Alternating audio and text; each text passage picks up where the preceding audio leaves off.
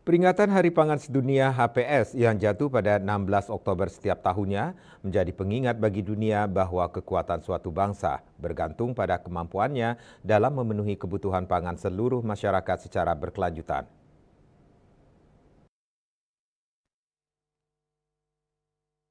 Momen HPS adalah tentang meningkatkan kesadaran dan perhatian tentang pentingnya penanganan permasalahan pangan secara berkelanjutan di tingkat nasional, regional, dan global di tengah ancaman krisis pangan. Mengutip dari situs Organisasi Pangan dan Pertanian FAO, HPS merupakan upaya untuk menarik perhatian terhadap semakin meningkatnya kerentanan dunia terhadap krisis pangan.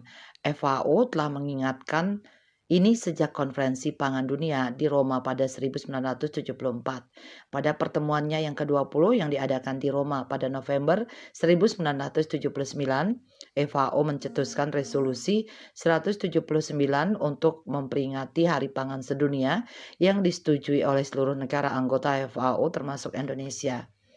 Sejak 1981, HPS diadakan setiap tahun pada 16 Oktober, bertepatan dengan tanggal berdirinya FAO, yaitu pada tanggal 16 Oktober 1945 di kota Quebec City, Kanada. Meskipun para petani di dunia menghasilkan makanan yang cukup untuk memenuhi kebutuhan populasi global yang lebih besar, kelaparan masih tetap ada.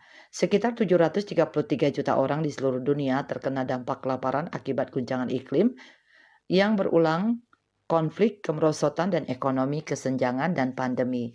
Hal ini mencerminkan meningkatnya kesenjangan di dalam suatu negara dengan dampak terburuk terhadap masyarakat miskin dan rentan yang sebagian besar adalah rumah tangga pertanian.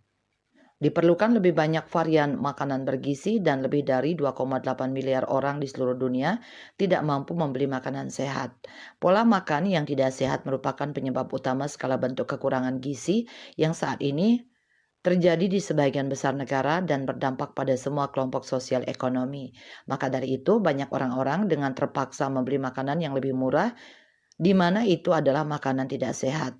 Di sisi lain, beberapa orang kekurangan makanan segar atau beragam dikarenakan kekurangan informasi yang mereka perlukan untuk memilih makanan sehat atau sekedar memilih makanan ringan. Selain itu, kelaparan dan kekurangan gizi diperburuk oleh krisis berkepanjangan yang diakibatkan oleh kombinasi konflik, peristiwa cuaca ekstrim, dan guncangan ekonomi.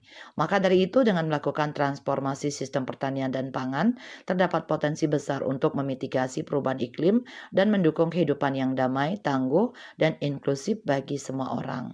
Niwayan Linayani, Bali Pos melaporkan.